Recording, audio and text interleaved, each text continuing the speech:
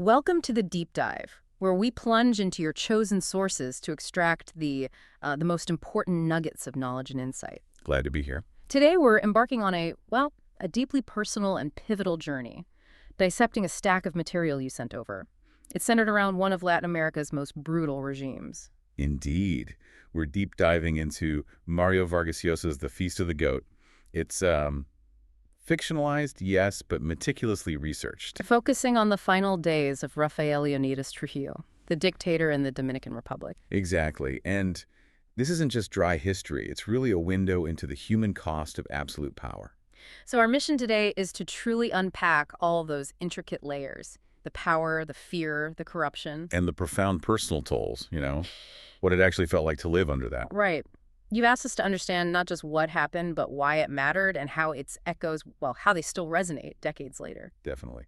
Get ready for some surprising facts and a story that, truly sticks with you. Okay, let's start our journey in 1996. That's 35 years after the main events.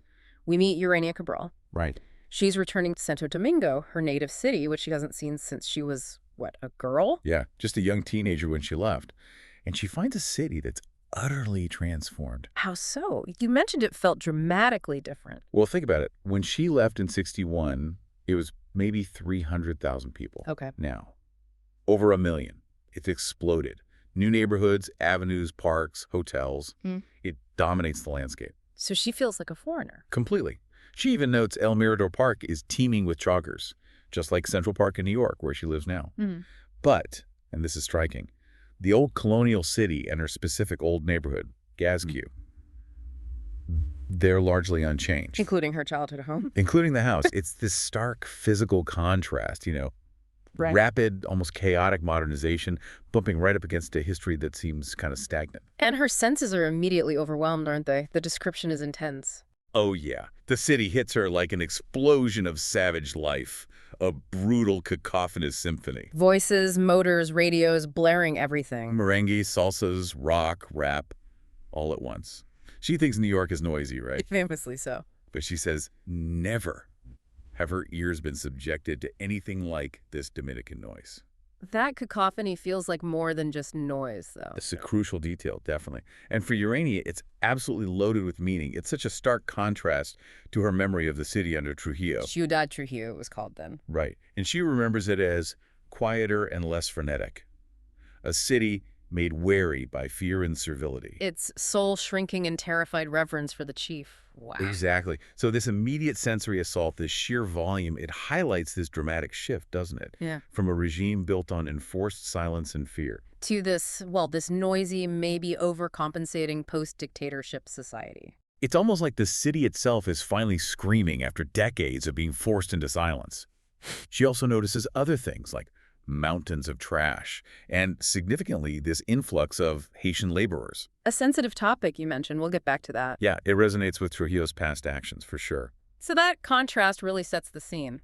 Let's dive into that regime of silence then. How did Trujillo actually maintain such absolute, unquestioning control for over 30 years? What were the psychological underpinnings? Trujillo's, his genius, if you want to call it that, lay in cultivating this image, a benevolent, almost godlike leader. He expected absolute devotion. He's a personality cult. Deeply ingrained. People had plaques, in this house, Trujillo's the chief. It was everywhere. And events reinforced this. Constantly. Like the Mother's Day celebrations mentioned.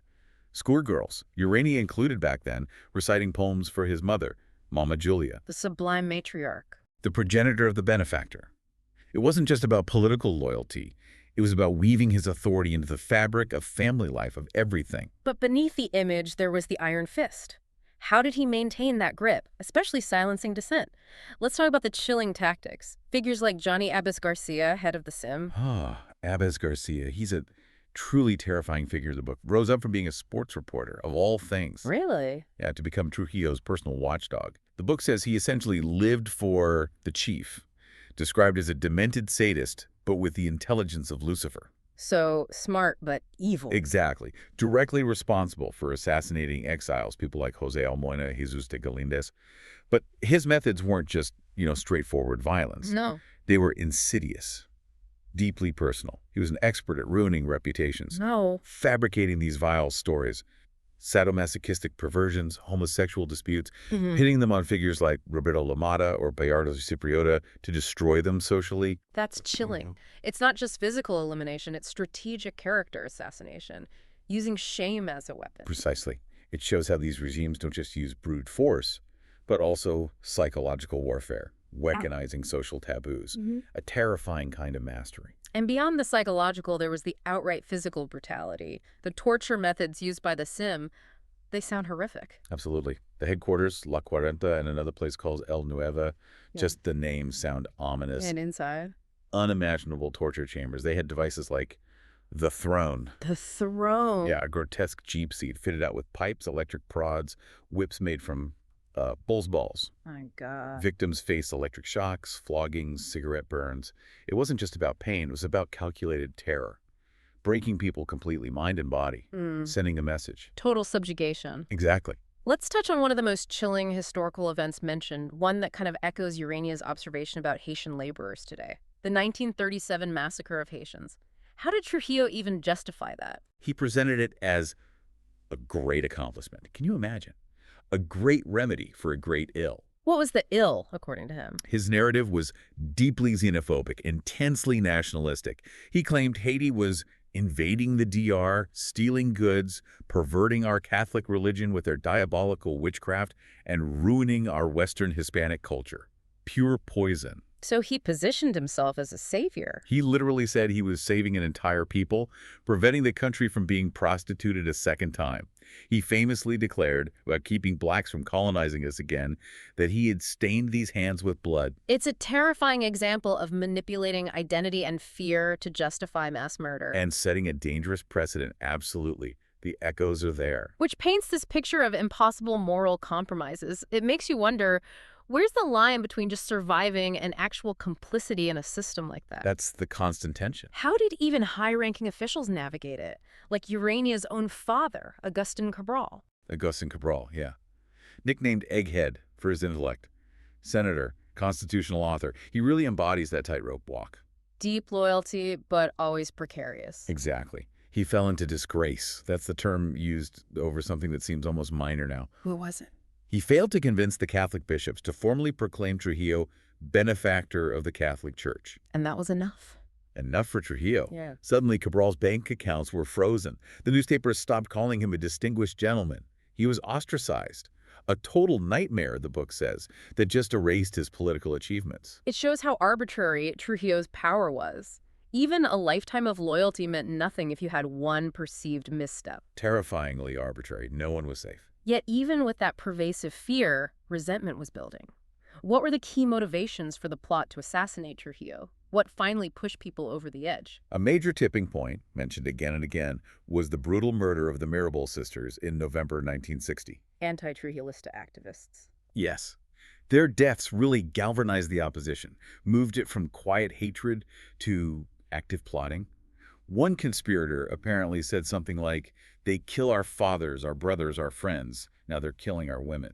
And we just sit here waiting our turn." It became deeply personal, not just political. Exactly. It violated a fundamental line, shattered any remaining illusion that maybe some people were safe. And the conspirators themselves had deeply personal grievances too, didn't they? It wasn't all abstract ideology. Oh, absolutely not. Take Antonio de la Maza. From an old anti-Trujillista family, sure, but his driving force was revenge for his brother Octavio. Trujillo had him murdered. And then Trujillo orchestrated this whole melodramatic cover story involving a gringo pilot's homosexuality. Just adding insult to injury. Wow. And others. Amadito Garcia Guerrero, a young military adjutant. Trujillo personally denied him permission to marry Luisa Gil because her brother was a June 14 subversive. A member of the anti-Trujillista movement. Right, so it's a direct personal slight from the chief himself. These raw, personal injustices fueled their resolve. It shows how political oppression tangles up with individual lives. So these men in La Maza, Salvador Estrella Sarhala, Amadito, Antonio Amber, they start planning meticulously. What was their strategy? It was pretty intricate. They planned to use dynamited fence posts disguised as road repairs near a cement factory. Remote controls. Yeah, remote controls to detonate explosives as Trujillo's car passed. They had a dump truck ready to block the road, too. But there was a crucial element beyond the ambush itself, right? Absolutely. The linchpin, the whole thing depended on General José René Pupo Roman. Head of the armed forces. Yes, he was supposed to take power immediately after Trujillo's death, announce the civilian military junta, ideally with U.S. backing, to prevent chaos and ensure a smooth transition. Which reveals this fascinating, complex web of loyalties and betrayals. Suggests the regime was really rotting from within. It certainly does. The fact that so many high-ranking people, ministers, senators, were secretly involved or at least knew about the plot and kept quiet. It speaks volumes. Right. It indicates this widespread desire for change, even if most were too terrified to act directly themselves. Antonio de la Maza, especially, was at the center of this labyrinth of threads, a real spider in the web, knowing who was in, who was out, who was wavering. It shows how even absolute power breeds its own resistance. Fear turning inward, eroding loyalty from the top down. Definitely. So the night itself, May 30th, 1961, fraught with tension, last-minute stuff. How did it finally unfold? Well, on that specific night, Trujillo was heading to Mahogany House, one of his private residences. The book suggests he was going to wipe away the affront of an earlier failed sexual encounter. A woman had apparently claimed to have her period. So his ego was bruised. Seems like it. And critically, he was driving without his usual heavy escort. Right. Just his driver. That made him vulnerable. And the conspirators. They almost missed their chance. It was a missed signal. But they finally managed to ambush his blue Chevrolet on the highway to San Cristobal.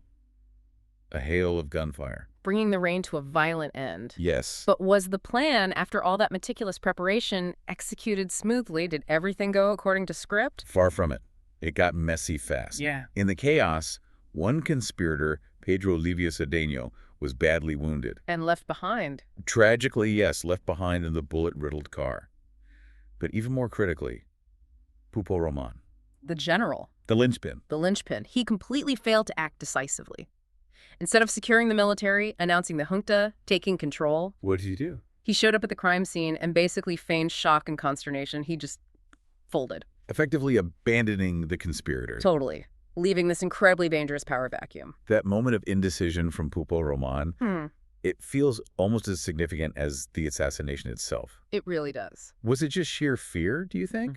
Or was there some underlying political calculation happening even then in that chaos? That's a key question.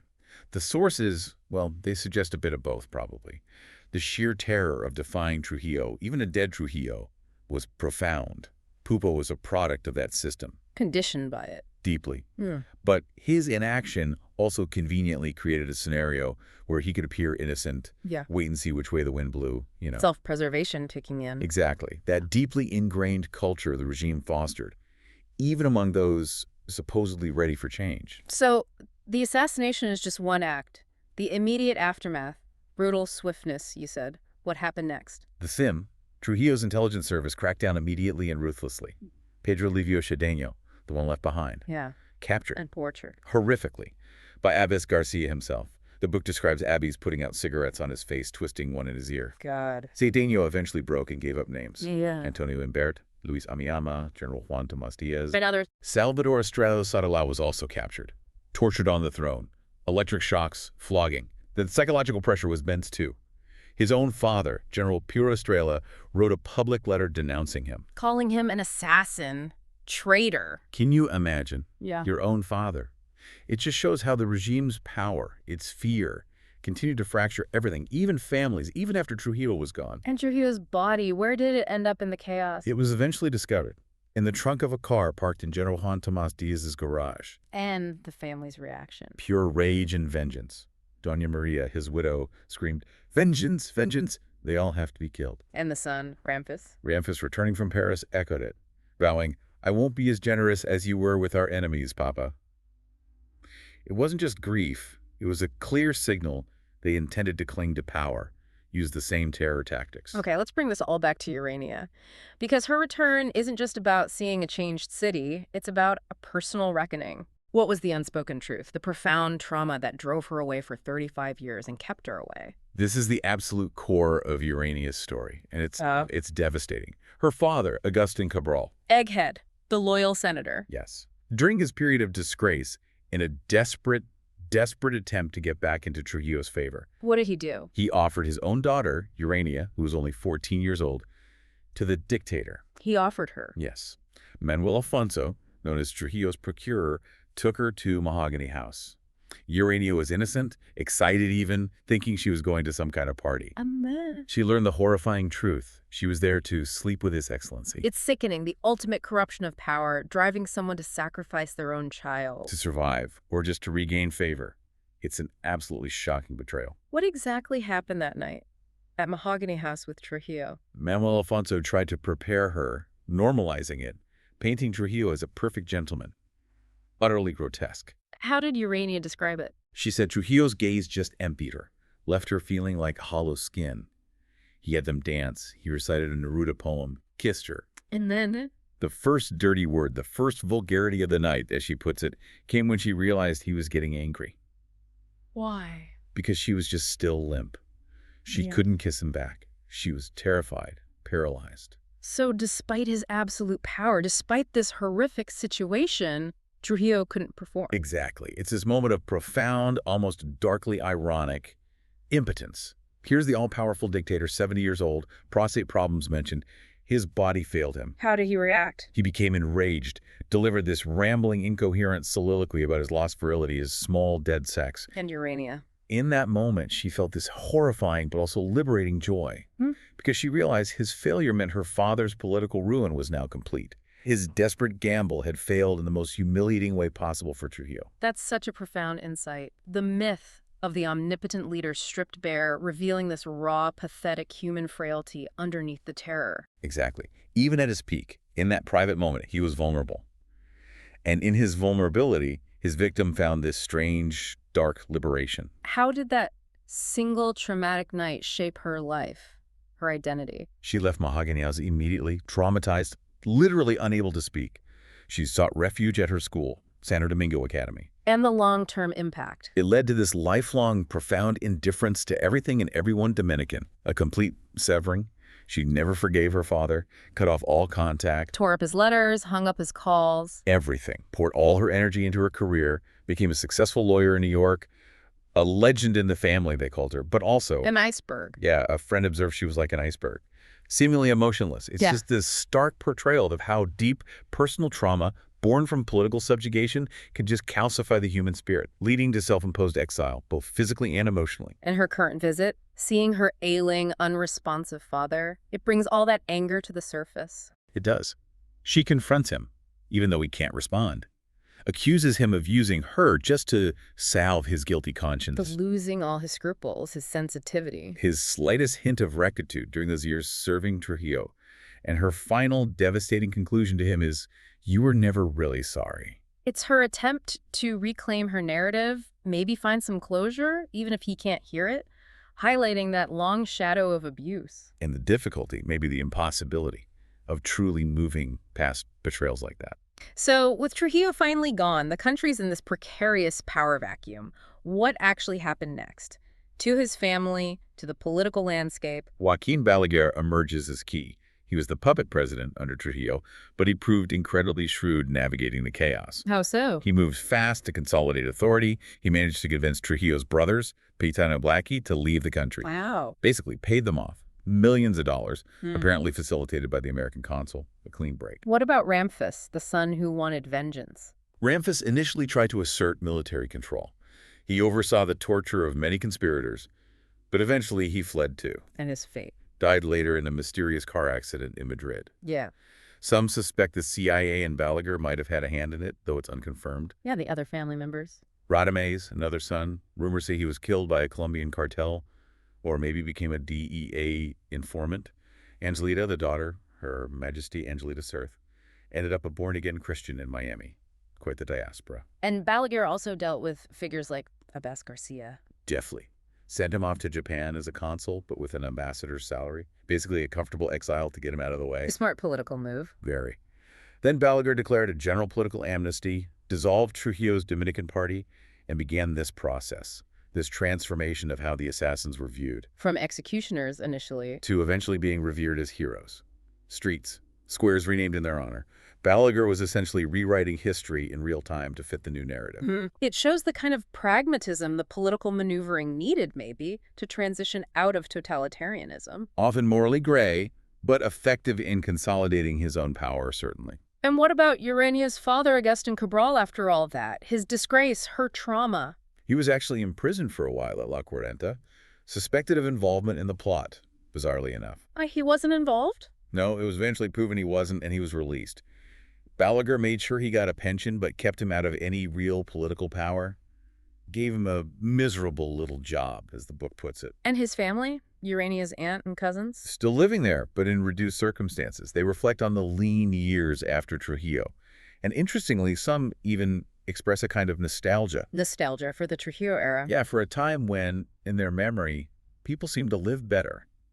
Which just highlights the really complex legacy of dictatorships, doesn't it? How perceived order or stability can sometimes obscure the horrific human cost for those who live through it, or even create this distorted longing later on. This deep dive into the Feast of the Goat, it really takes us on an extraordinary journey through such a tumultuous period, highlighting how national history and deeply personal trauma are just completely intertwined. Absolutely. We've seen firsthand how a dictator's grip reshaped a whole nation's identity, how it corrupted people, and left this indelible, painful mark on individuals like Urania. It powerfully underscores how the mechanisms of absolute power can just strip away human dignity, force these impossible choices. And leave behind this heavy legacy of silence, of unresolved pain. But we've also witnessed that desperate struggle for justice and the really complex, often morally ambiguous path a nation has to take toward any kind of new beginning. So for you, our listener, this story serves as a potent reminder, a reminder of the profound, far-reaching cost of authoritarianism, the chilling resilience of fear. But also, maybe, the enduring, if often deeply scarred, resilience of the human spirit, even when facing the unimaginable. And it really invites us to consider, doesn't it, in a world just grappling with historical revisionism, information overload. How do we make sure we truly understand the full human impact of these historical events? Right.